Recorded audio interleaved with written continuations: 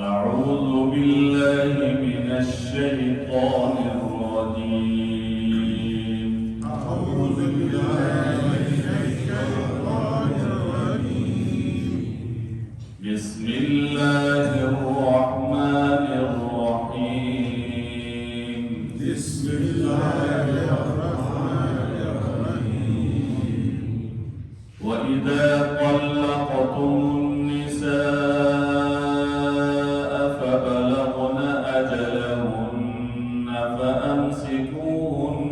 بمعروف. وإذا طلقتم النساء بلغن أجلهن فأمسكوهن بمعروف أو سرحوهن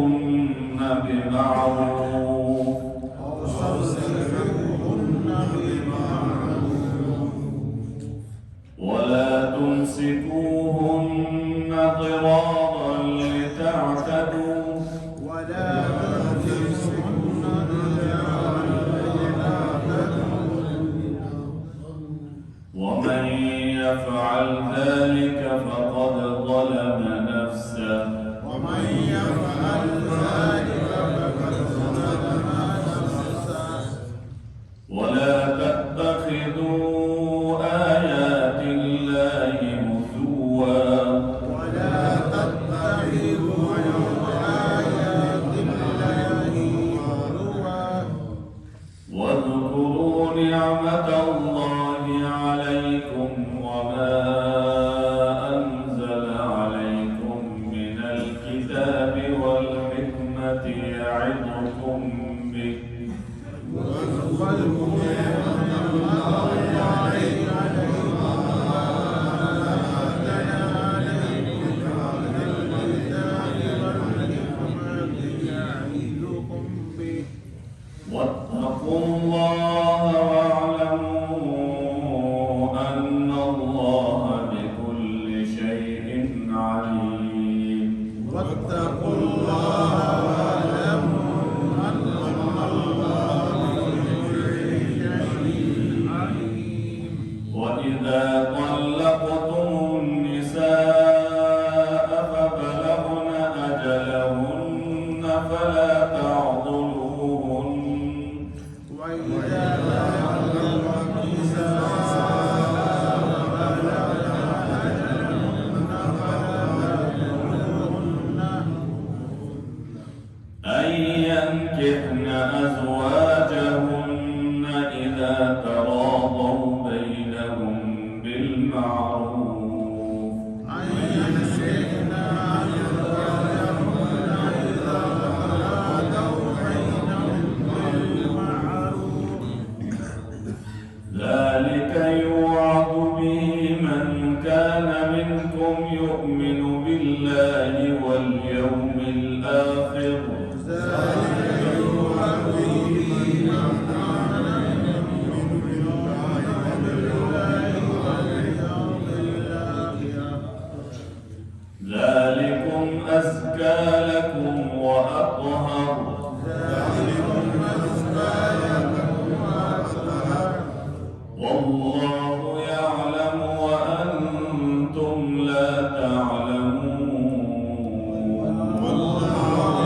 يعلم وأنتم لا تعلمون. وإذا طلقتم النساء और जब तलाक दी तुमने औरतों को फबलगना फिर पहुंची अजलहुन्ना अपनी इद्दत तक वअमसिकुहुन्ना तो रख लो उनको बिमारूफ दस्तूर के मुवाफिक और सर्रिहुन्ना या उनको छोड़ दो बिमारूफ अच्छे तरीके से वला तुमसिकुहुन्ना और न रोके रखो उनको सताने के लिए लिताअतदू ताकि उन पर ज्यादती करो वमन यफ़अल ज़ालिका और जो ऐसा करेगा فقد ظلم نفسا، بے شک اپنا ہی نقصان کرے گا۔ ولا تتخذوا آیات اللہ، اور مت ٹھہراؤ اللہ کی آیات کو ہزوا ہنسی۔ وَاذْكُرُوا نِعْمَتَ اللَّهِ عَلَيْكُمْ، یاد کرو اللہ کا احسان جو تم پر کیا ہے۔ وَمَا أَنزَلَ عَلَيْكُمْ مِنَ الْكِتَابِ، اور اس کو جو اتاری تم پر کتاب، والحکمہ، اور علم کی باتیں، یعظکم بھی، اور تم کو نصیحت کرتا ہے اس کے ساتھ۔ وَاتَّقُوا اللَّهَ، اور ڈرتے رہو اللہ سے۔ وَاعْلَمُوا، جان لو، ان اللہ بكل شيء علیم، کہ اللہ سب کچھ جانتا ہے۔ وَإِذَا طَلَّقْتُمُ النِّسَاءَ، اور جب تم نے عورتوں کو طلاق دی، وَبَلَغْنَا، اور پھر پورا کر چکے اجلہن، اپنی عدت کو، فَلَا تَعْضُلُوهُنَّ، اب ان کو نہ روکو، بل أَن يَنكِحْنَ، اس سے کہ نکاح کریں، ازواجہن، اپنے انہی خاوند سے، اذا تراضوا بینہم، جب کہ راضی ہو جائیں آپس میں، بالمعروف، دستور کے موافق۔ ذالک یوعظ بہ، یہ نصیحت ہے اس کو، من کان یؤمن باللہ، کہ جو تم میں سے ایمان رکھتا ہے اللہ پر، والیوم الآخر، اور قیامت کے دن پر۔ ذالکم ازکی لکم، یہ تمہارے واسطے بڑی ستھرائی ہے، وَأَطْهَرُ، اور بہت ہی پاکیزگی ہے، وَاللَّهُ يَعْلَمُ، اور اللہ جانتا ہے، وَأَنْتُمْ لَا تَعْلَمُونَ، تم نہیں جانتے۔ ان دونوں آیتوں میں اللہ تبارک و تعالی نے گویا ایک مسئلہ تو یہ ذکر فرمایا کہ زمانہ جاہلیت میں یہ ہوتا تھا کہ اگر کسی عورت کو طلاق دے دی جاتی، ایک یا دو طلاق رجعی، اب وہ عورت جو ہے وہ بھی تیار ہوتی اور مرد جو ہے وہ بھی تیار ہوتا کہ اب دونوں آپس میں رجوع کر لیں، تو ان کے وارثین جو ہے وہ ان کو رجوع کرنے پر نہیں چھوڑتے۔ ایک صحابی حضرت معقل ابن یسار رضی اللہ تعالیٰ عنہ کی بہن کو طلاق ملی، ایک طلاق ملنے کے بعد ان کے خاوند نے چاہا کہ میں اس سے رجوع کر دوں گا، اور ان کی بہن کا بھی ارادہ ہو گیا، لیکن انہوں نے کہا کہ انہوں نے جب پہلے طلاق دے دی ہے، اب دوبارہ میں گویا رجوع کرنے کے لیے ان کو نہیں چھوڑتا۔ تو رب العالمین نے گویا یہ آیت نازل فرما دی کہ ان کو سمجھا دو۔ تو نبی کریم صلی اللہ علیہ وسلم نے حضرت معقل ابن یسار کو بلایا اور فرمایا کہ اللہ تبارک و تعالی یہ حکم دے رہے ہیں۔ تو صحابی نے فرمایا اللہ کا حکم ہے تو میں اس کے لیے بالکل تیار ہوں۔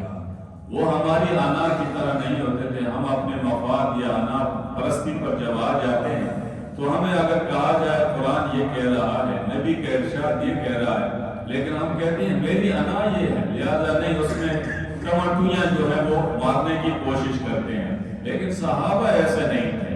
وہ جو دل میں ہوتی بات وہی ظاہر کر دیتے، ان کا ظاہر اور ان کا باطن اسلام کے مطابق تھا۔ ہمارا اگر ظاہر ہو تو ہمارا باطن جو ہے وہ اسلام کے مطابق نہیں ہے،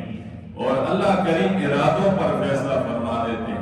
ایک آدمی اگر نیکی کا ارادہ کرتا ہے، اللہ تبارک و تعالیٰ اس کو اجر عطا فرما دیتے ہیں، صرف ارادہ کیا ہے، ابھی وہ عمل کیا ہی نہیں ہے، اس عمل کو وجود میں لایا ہی نہیں، اللہ کریم ارادے پر اس کو ثواب عطا فرما دے۔ اب اس کے ارادے کو اللہ کے علاوہ کون جانتا ہے کہ اس کا ارادہ کیا ہے، اور یہ جو کام کر رہا ہے یہ اللہ کی رضا کے لیے کر رہا ہے یا مخلوق کی جو ہے وہ آہ و بغض چاہنے کے لیے کر رہا ہے، یہ اللہ ہی جانتا ہے۔ تو اس لیے اس صحابی نے فوراً جو ہے اللہ کا حکم سننے کے بعد جو ہے وہ تیار ہو۔ تو اس لیے اگر کسی عورت کو طلاق مل جائے، ایک یا دو طلاقیں رجعی، تو اس کے بعد اگر وہ دونوں جو ہے اس بات پر آ جائیں، اپنے کیے ہوئے پر نادم ہوں اور وہ رجوع کرنا چاہتے ہیں، تو اس صورت میں ان کی رجوع جو ہے وہ کرنے دینی چاہیے۔ وارثین کو چاہیے ہے کہ وہ اس میں آنا پرستی نہ لائیں اور اس میں دشمنی نہ لائیں۔ انسان ہے، غلطی ہوتی ہے، اور انبیاء کے علاوہ ہر بندے سے غلطی ہوتی ہے۔ کل بنی آدم خطاؤن وخیر الخطائین التوابون، بہترین خطا کار کون ہے؟ جو اپنی اس خطا پر نادم ہو، اس پر توبہ کر لے۔ اصل وہ ہے ہمیں توبہ کی آج توفیق ہی نہیں مل رہی، گویا ہم سے ہاتھ اٹھانے کی وہ سعادت جو ہے وہ چھن گئی، اور ہم ہاتھ ہی نہیں اٹھا سکتے اللہ کے سامنے۔ جب ہاتھ اٹھانے کی توفیق ہی نہ ملے جن لوگوں کو، تو وہ اپنی توبہ کو کیسے بخشوائیں گے؟ جب اللہ کے سامنے اللہ کے خوف کی وجہ سے رونے کی سعادت چھن جائے تو پھر ان کو توبہ کی کیسے توفیق ملے گی، اور وہ اپنی توبہ پر کیسے نادم ہوں گے؟ اور یہ گویا کہ بڑی اس آدمی کے لیے کم وقتی ہے کہ جس کو توبہ اور ندامت پر جو ہے اس کے آنسو نہ بہیں اور اس کو خوف طاری نہ ہو جائے، دنیا کے گویا کے نقصان پر اس کے آنسو بہہ جائیں، اور گویا کسی رشتہ دار کے مرنے کی وجہ سے، اس کے مرنے کی وجہ سے نہیں روتا، اس نے جو اس کے ساتھ احسان کیا ہوتا ہے وہ اس کو یاد آتا ہے، یار اس کو میرے ساتھ یہ کر رہا تھا، یہ کر رہا تھا، اس کی وجہ سے روتا ہے۔ لیکن جس کو اللہ کے خوف کی وجہ سے رونا نہ آئے، وہ یہ سمجھے میرا دل سیاہ ہو گیا ہے، اور اپنے دل کو جو ہے وہ پاک کرنے کی کوشش کرے، اور دل جو ہے وہ پاک ہوتا ہے اللہ کے یاد سے اور قرآن کی تلاوت سے۔ تو اس لیے اس میں گویا یہ حکم دیا۔ اب یہ ہے کہ کوئی عورت بغیر ولی کی اجازت کے اگر نکاح کرتی ہے تو آیا اس کا نکاح ہو جائے گا یا نہیں؟ امام شافعی رحمہ اللہ فرماتے ہیں اس کا نکاح نہیں ہوگا ولی کے بغیر۔ امام اعظم ابو حنیفہ رحمہ اللہ فرماتے ہیں اگر ولی کے اجازت کے بغیر عاقلہ بالغہ نے نکاح کر لیا، نکاح تو ہو جائے گا، لیکن یہ بہتر طریقہ نہیں ہے۔ فرمایا بہتر طریقہ یہ ہے کہ ولی کی اجازت کے ساتھ جو ہے وہ نکاح کیا ہے۔ اس کا نقصان کیا ہے؟ اگر ولی کی اجازت کے بغیر لڑکی جو ہے وہ عاقلہ بالغہ نکاح کرے گی، ہو سکتا ہے وہ بغیر کفر کے جو ہے وہ کر جائے، وہ برابری نہ ہو، وہ تو بیچاری ظاہر کو دیکھے گی، ٹھوٹھا کو دیکھے گی، خاندان کو نہیں دیکھے گی، اس کے لیول کو نہیں دیکھے گی، اس کی برابری کو نہیں دیکھے گی۔ تو فرمایا اگر بغیر کفر کے اگر کسی خاندان میں اگر عاقلہ بالغہ نکاح کر لے، اس صورت میں گویا عدالت اور قاضی کے لیے اختیار ہے کہ وہ نکاح کو فسخ کر دے، اور ولی کے لیے بھی اجازت ہے کہ وہ نکاح کو فسخ کرا سکتے ہیں۔ اور اگر بالغ لڑکی نہیں ہے، نابالغ ہے، تو نابالغ جو ہے گویا باپ نے یا دادا نے اگر نکاح کرایا ہے تو وہ نکاح صحیح ہے۔ اگر ان دونوں کے علاوہ کوئی اور نکاح کرائے تو اس صورت میں وہ جوان ہو کر اس نکاح کو فسخ کر سکتی ہے۔ تو لہذا ہمارے معاشرے میں آج ولی کی کوئی حیثیت ہی نہیں ہے، باپ کی، ماں کی، بھائی کی، چاچے کی کوئی حیثیت نہیں ہے۔ گویا ہمارے قوانین بھی وہی بن رہے ہیں کہ آزاد خیال بنایا جائے، جانوروں کی طرح زندگی گزاریں، جدھر چاہے جہاں سے جو ہے وہ گھاس کھا لیا، اس کو پتہ ہی نہیں ہے یہ اپنا ہے، یہ بیگانہ ہے، یہ کس کا ہے، یہ ممانعات والا ہے، کچھ بھی نہیں، جہاں منہ لگا وہیں گھاس کھا لیا۔ تو یہ پھر جانور کی زندگی اور انسان کی زندگی میں کوئی فرق نہیں ہے۔ لہذا یہ فرق تب ہوگا جب اسلام اور شریعت کو دیکھ کر عمل کیا جائے گا، وہ زندگی خوشباش ہوگی اور وہ زندگی جو ہے وہ بہتری کی طرف جائے گی۔ تیسری بات کہ بسا اوقات جو ہے لوگ جب طلاق دے دیتے ہیں، طلاق دینے کے بعد پھر بہانے کرنا شروع کر دیتے ہیں۔ کبھی کہتے ہیں میں نے طلاق دی، میں نے اس کو لکھا نہیں تھا، کبھی کہتا ہے میں نے طلاق دی، میں نے میسج کے ذریعے سے بھیج دی لیکن آگے لڑکی یا عورت کو نہیں پہنچا، یا کبھی کہتے ہیں ہم نے طلاق دی لیکن ہمارے طلاق کے وقت کوئی گواہ موجود نہیں تھے۔ یاد رکھیں یہ ساری چیزیں جو ہے کوئی اختیار نہیں رکھتی، اور ان کی کوئی ہیلا اور حجت جو ہے وہ اللہ کے ہاں قابل تسلیم نہیں۔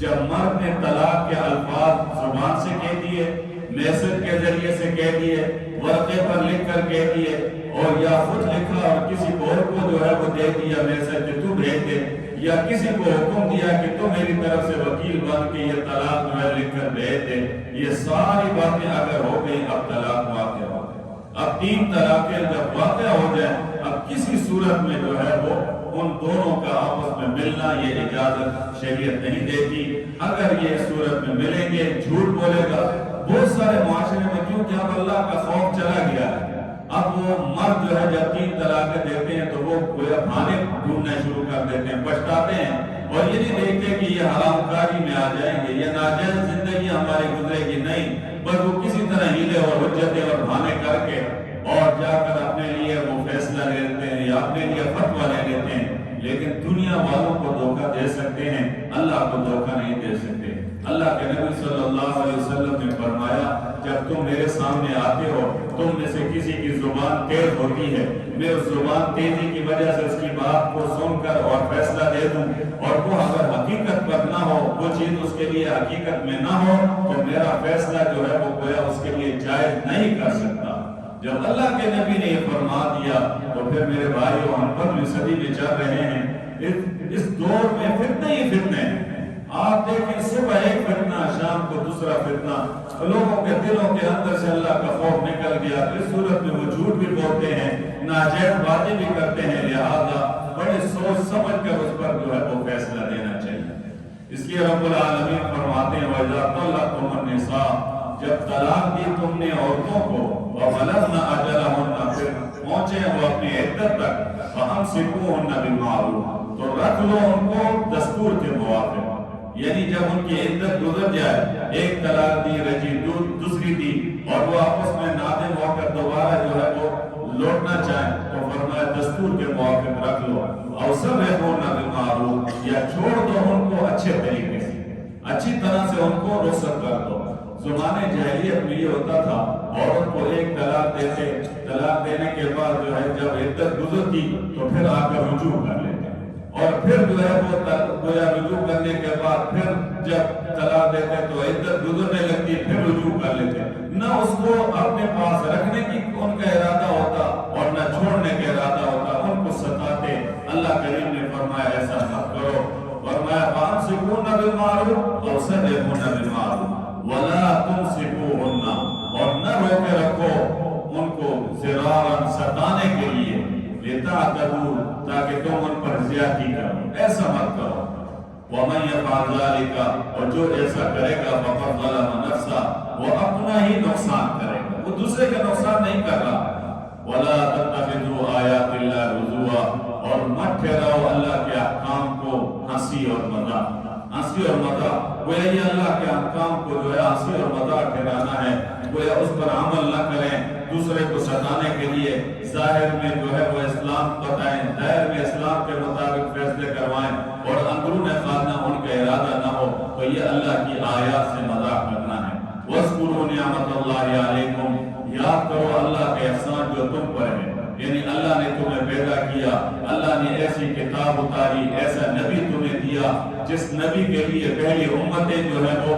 گویا کہ افسوس کرتی تھی کہ ہم ان کی امت ہوتے، لہذا وہ نبی ہمیں دیا گیا، اور اس نبی کے ہم امتی ہیں، اور ہم اس کی لاج نہ رکھیں، اس لیے فرمایا وَمَا أَنزَلَ عَلَيْكُمْ، اور اس کو جو اتارا تم پر، یعنی قرآن، من الکتاب، کتاب میں سے، والحکمہ، اور علم کی باتیں۔ امام مالک رحمہ اللہ فرماتے ہیں والحکمہ سے مراد نبی کی باتیں، نبی کی باتیں بھی ایک ایک حکمت پر مبنی ہے۔ آپ نبی صلی اللہ علیہ وسلم کی تعلیمات کو پڑھیں، ایک ایک حدیث کو آپ پڑھیں گے تو وہ حکمت سے بھرپور ہے۔ اسی طرح قرآن کی آیات، قرآن کے جو ارشادات پر بھی حکمت کا جو ہے وہ اطلاق ہوا ہے۔ اسی طرح نبی کریم صلی اللہ علیہ وسلم کی ذات پر بھی حکمت کا اطلاق ہوا ہے۔ یعظکم، کہ تم کو نصیحت کرتا ہے بھی اس کے ساتھ، واتقوا اللہ، لیکن اللہ کریم فرما رہے ہیں ہر معاملے میں کیا کرو، اللہ سے ڈرتے رہو، وَاعْلَمُوا، جان لو، ان اللہ بكل شيء علیم، اللہ سب کچھ جانتا ہے، اللہ سے کوئی مخفی نہیں ہے، ارادے میں کیا ہے اور ظاہر میں کیا کر رہا ہے، اللہ سب کچھ کو جانتا ہے۔ وَإِذَا طَلَّقْتُمُ النِّسَاءَ، اور جب طلاق دی تم نے عورتوں کو، وَبَلَغْنَ أَجَلَهُنَّ، پھر پورا کر چکے اپنی عدت کو، فَلَا تَعْضُلُوهُنَّ، اب نہ روکو ان کو، أَن يَنكِحْنَ أَزْوَاجَهُنَّ، کہ نکاح کر لیں اپنی انہی خاوند سے، اگر وہ بھی پہلی والے خاوند سے نکاح کرنا چاہتے ہیں ایک یا دو طلاق کے بعد، تو فرمایا نہ روکو۔ اذا تراضوا بینہم بالمعروف، جب کہ راضی ہو جائیں آپس میں دستور کے موافق، تو دستور کے موافق اگر اسلام اور شریعت کے مطابق اگر راضی ہو جاتے ہیں تو اس صورت میں ایک اور دو طلاق کے بعد، طلاق رجعی کے بعد وہ آپس میں رجوع کر سکتے ہیں۔ ذالک یوعظ بہ، یہ نصیحت ہے اس کو،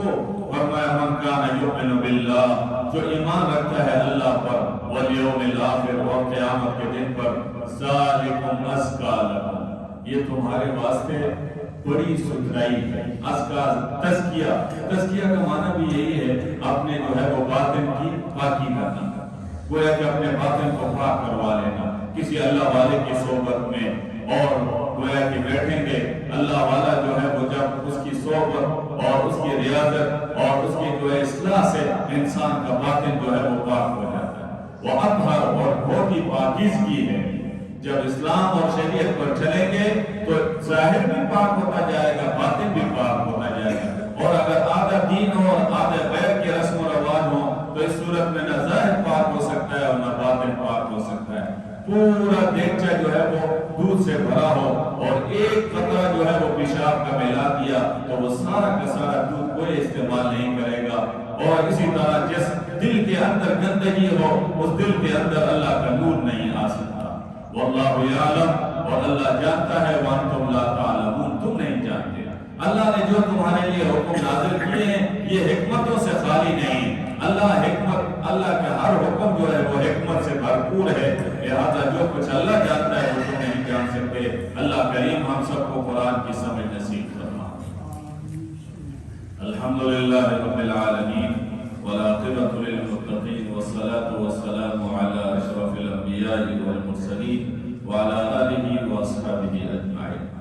اللہم انس وحشتنا فی قبرنا، اللہم ارحمنا بالقرآن العظیم واجعله لنا اماما ونورا وهدى ورحمة، اللهم ذكرنا منه ما نسينا وعلمنا منه ما جهلنا وارزقنا تلاوته آناء الليل وآناء النهار واجعله لنا حجة يا رب العالمين، واجعله لنا حجة يا رب العالمين، واجعله لنا حجة يا رب العالمين۔ اللهم إنا نسألك رضاك والجنة ونعوذ بك من سخطك والنار، اللهم أنت مقصودي ورضاك مطلوبي، اللهم أنت مقصودي ورضاك مطلوبي۔ یا اللہ ہمارے بیٹھنا قرآن کا سنانا اپنے دربار میں قبول فرما۔ اے شان والے اللہ، سب کو اپنی شان کے مطابق اجر عظیم نصیب فرما دے، سب کی جان مال آبرو کی حفاظت فرما۔ یا اللہ یہ جو بھائی یا اللہ اتنی دور دراز سے یا اللہ تیرے دین کے لیے، تیرے دین کو حاصل کرنا، تیرے دین کو آگے پھیلانے کے لیے آئے ہوئے ہیں، سب کے آنے کو اور یا اللہ سب کے اس وقت کو لگانے کو، اپنی جان مال کو لگانے کو اپنے دربار میں قبول فرما۔ اے اللہ سب کو یا اللہ اپنی شان کے مطابق اجر عظیم نصیب فرما دے، اور یہ جو بھائی بیرونی ممالک سے آئے ہیں یا اللہ ان کے اس آنے کی وجہ سے ان کے ملک کے اندر اسلام کو عام فرما دے، ہدایت کو عام فرما دے، گمراہی کو ختم فرما دے، پوری انسانیت کے اندر ہدایت کو یا اللہ عام فرما دے۔ اے اللہ ان کی اس چہل قدمی کی بدولت یا اللہ پورے ملک میں اور پوری دنیا میں یا اللہ اسلام کو عام فرما دے، گمراہی کو، فسق و فجور کو، کفر کو، شرک کو یا اللہ ختم فرما دے۔ یا اللہ رحمت کی بارش نازل فرما دے۔ اے کرم والے اللہ، اے سخی اللہ، اے جلال والے اللہ، اے کبریائی والے اللہ، اے شان والے اللہ، تو ہمارے اوپر مہربانی والا معاملہ فرما دے، ہماری بدعمالیوں کو نہ دے، ہمارے گناہوں کو نہ دے، نافرمانیوں کو نہ دے، تو اپنی شان کے مطابق ہمارے اوپر فیصلہ فرما دے۔ اے اللہ ہمیں آزمائشوں میں نہ ڈال، ہم امتحانات کے نہیں، آزمائشوں کے نہیں، یا اللہ ہم دنیا کی امتحان نہیں دے سکتے، تیرے امتحان تو بڑے سخت ہیں۔ یا اللہ تو کریم اللہ، ہمارے اوپر اپنی کریمی والا معاملہ فرما دے۔ اے اللہ ہمیں مرتے دم تک دین اسلام کے ساتھ وابستگی نصیب فرمانا، اور یا اللہ اپنے اکابر، اپنے اسلاف، یا اللہ یہ جو اعتدال والا راستہ ہے اس کو اپنانے کی توفیق نصیب فرمانا، افراد اور تفریح سے ہم سب کو محفوظ فرمانا۔ اے کریم اللہ شیطانی وساوس سے ہمیں محفوظ فرمانا، اور یا اللہ نفس کے دھوکوں سے ہمیں محفوظ فرمانا۔ اے کریم اللہ ہم سب کو اپنا قرب نصیب فرما دے، اپنے نیک بندوں میں شامل فرما لے، ہماری اولاد کو اپنے دین کے لیے قبول فرما لے۔ اے اللہ ہماری اولاد کو صاحب قرآن بنا دے، یا اللہ صاحب قرآن بنا دے، اس قرآن کو پھیلانے کا ذریعہ بنا دے، اس قرآن کو یا اللہ عام کرنے کا ذریعہ بنا دے، اس قرآن کی یا اللہ جو محنتیں ہو رہی ہیں یا اللہ اس میں ہمیں بھی یا اللہ حصہ لینے کی توفیق نصیب فرما دے، اور گمراہی سے اور گمراہی کے پھیلانے کا ذریعہ بننے سے ہمیں ہماری اولاد کو پوری امت کو محفوظ فرما دے۔ اے اللہ اس مسجد کو اس علاقے والوں کے لیے ہدایت کا ذریعہ بنا دے، اس علاقے کے بچوں کے ہدایت کا ذریعہ بنا دے، اس علاقے کے بچوں کے یا اللہ جو دینی اور علمی یا اللہ پیاس ہے اس کو بجھانے کا ذریعہ بنا دے۔ اے کریم اللہ حاسدین کے حسد سے، باغدین کے بغض سے، فتنہ اور فساد سے محفوظ فرمانا۔ اے اللہ ہم تیرے کمزور بندے ہیں، یا اللہ تیرے کمزور بندے ہیں، یا اللہ تو ہمارے اوپر اپنا کرم فرما دے، یا اللہ اپنا فضل فرما دے۔ صلی اللہ علی النبی الأمی وعلی